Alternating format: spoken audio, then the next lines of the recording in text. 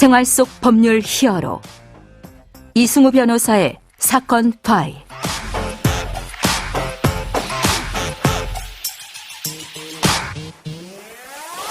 안녕하세요. 이승우 변호사입니다. 각종 사건 사고에서 여러분을 구해드리겠습니다. 오늘 열어볼 사건 파일은 마약 중독 관련 사건입니다.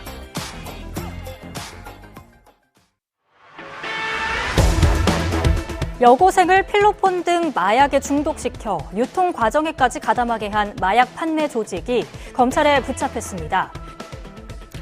사건 파일 오늘은 실제 마약 사건들의 내용을 통해서 마약에 어떻게 중독되고 또 어떻게 해결할 수 있을지에 대해서 알아보려고 합니다.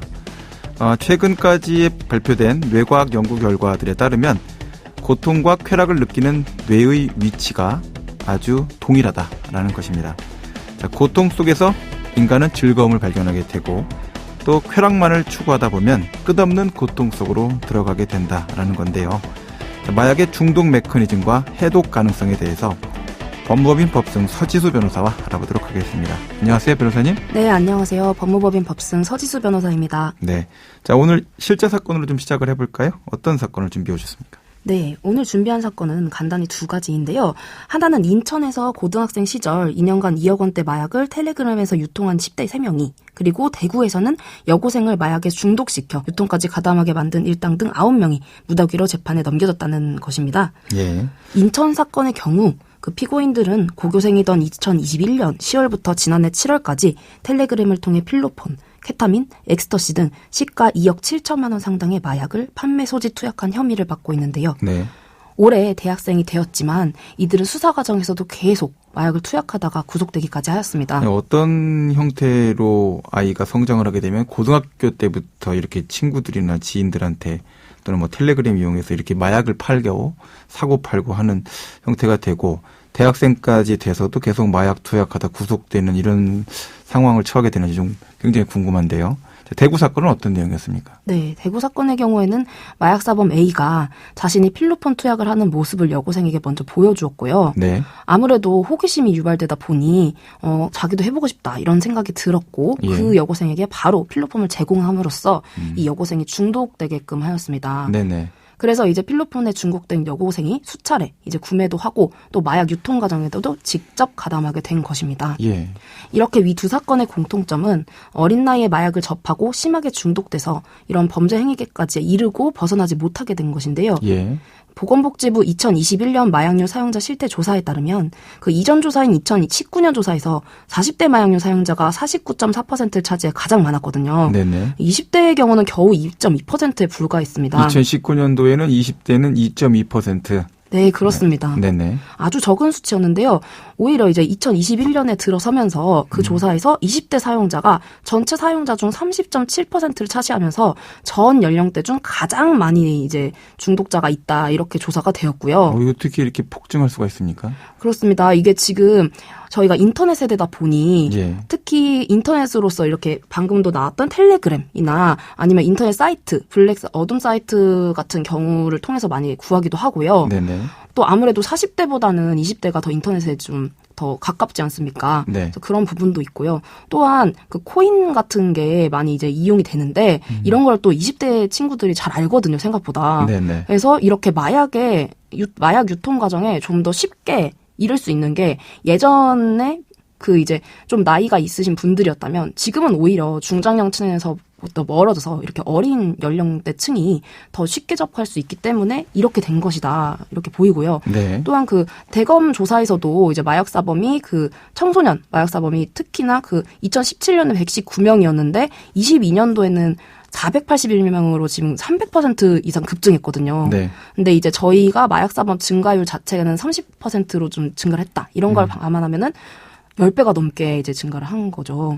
그래서 아무래도 마약 중독성이 이제 강하기도 하고 또한 성인에 비해 자제력이 약하기 때문에 이런 청소년들이 한번 중독이 되면 계속 가담하게 되면서 그러면서 이런 불상사가 일어나는 것으로 보입니다. 10대, 20대 중독 비율이 급격히 상승되고 있다는 사실은 앞으로의 마약 범죄 관련된 대응이 쉽지 않을 것 같다. 이런 걸 보여주는 지표 같기도 하네요. 네, 맞습니다.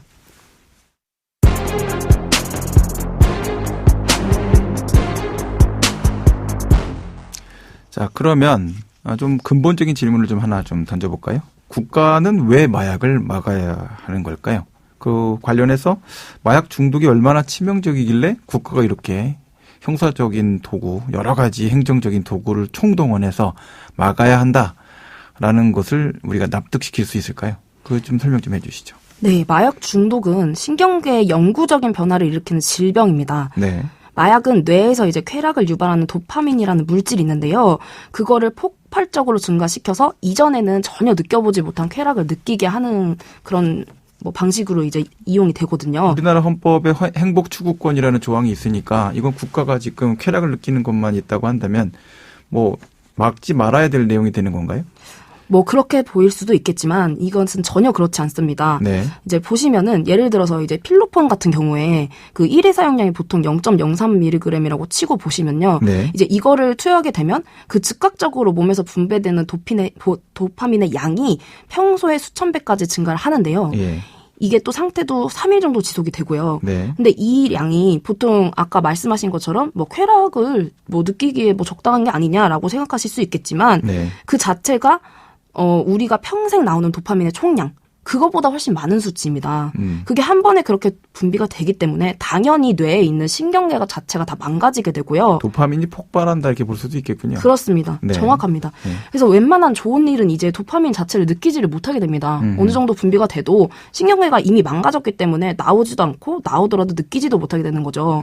그렇게 되니 점점 더 우울해지고 어쩔 수 없이 약물에 의존하게 되는 것입니다. 신경회로에서 한번 폭발적 반응이 일어난 상태니까 신경회로가 훼손이 되게 돼서 정상적인 신경 작동이 불가능하게 될 수 있는 상황도 초래될 수 있겠군요. 네, 그렇습니다. 그렇게 초래되기 때문에 우울증이 뒤따르게 되는 것입니다. 후유증으로 뒤따라오는 것이 우울증과 극도의 무기력감 이런 것들인가요? 네, 맞습니다. 그것도 네. 사실 마약 성분이나 이런 것에 따라서 조금씩 다른데요. 네네. 예를 들어서 이제 중독성의 경우에 대마나 엑스터시, 켄타민은 이제 우리가 흔히 알고 있는 담배나 알코올 중독에 비해서는 조금 낮습니다. 예. 근데 코카인의 경우는 이제 그 의존도가 좀 더 높고요. 네. 필로폰은 코카인보다 더 높고 예. 또 나아가 헤로인의 경우는 이 필로폰보다 훨씬 더 높고 이런 식으로 마약마다 조금씩 다 다르고요.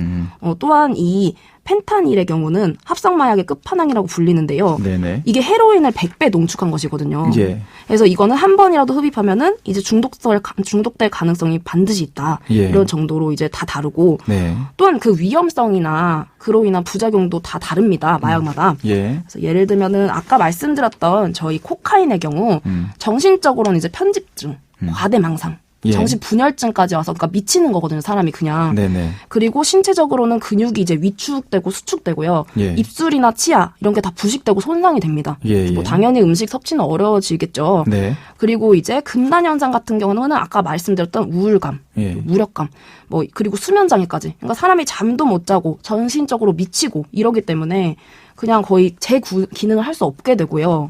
이거는 코카인뿐만이 아니라 다른 마약들도 문제가 많은데요. 예. 예를 들어서 필로폰 같은 경우는 이제 지속적으로 복용을 하게 되면은 환각, 환시, 환청 같은 게 이제 느껴집니다. 네네. 그리고 기관지 질병에도 쉽게 노출되고 코피를 계속 흘리게 되고요. 또 아까 제가 말씀드렸던 그 강력하다는 헤로인의 경우는 이제 급성 중독되면은 자율 호흡이 없어지게 되거든요. 예. 이게 이물질로 인한 그 호흡기 통증 같은 게 없어지기 때문에 예. 그 혈중 이산화탄소로 인해서 질식통, 이 원래는 일반적이라면은 이제 저희가 숨을 못 참으면 엄청난 고통을 느끼지 않습니까? 근데 그거를 느끼지 못하게 됩니다. 그렇기 때문에 저희가 사실 호흡하는 것도 노력이거든요. 그렇죠. 근데 이게 귀찮아져서 호흡 자체를 스스로 포기를 하게 됩니다. 그래서 이제 죽음에 이르게 되는 것이고요. 네네. 또 이것보다 그런 100배 더 강한 펜타닐은 무엇이냐? 펜타닐의 경우에는 이제 2g만으로도 그냥 바로 맡으면 죽습니다. 바로 질식사하고요. 또 뇌 손상이 이루어지면은 그 요즘에 그 미국의 필라델피아 켄싱턴 마약거리라고 좀비처럼 걸어다니게 되는 것이거든요. 제대로 걷지를 못하고. 맞습니다. 네. 그것도 역시 신경계를 훼손하고 그렇게 되는 것입니다. 네. 그리고 이 경우는 특히 금단 현상이 몸에 기름을 붓는 정도의 고통이 느껴진다고 합니다. 그러니까 이거는 끊을 수가 없는 거죠. 이런 식으로까지 중독이 되면요. 네. 지금까지 서지수 변호사와 함께했습니다. 오늘 말씀 고맙습니다. 감사합니다. 생활 속 법률 히어로 이승우 변호사였습니다. 내일도 사건에서 여러분들을 구해드릴 사건 파일 함께 열겠습니다.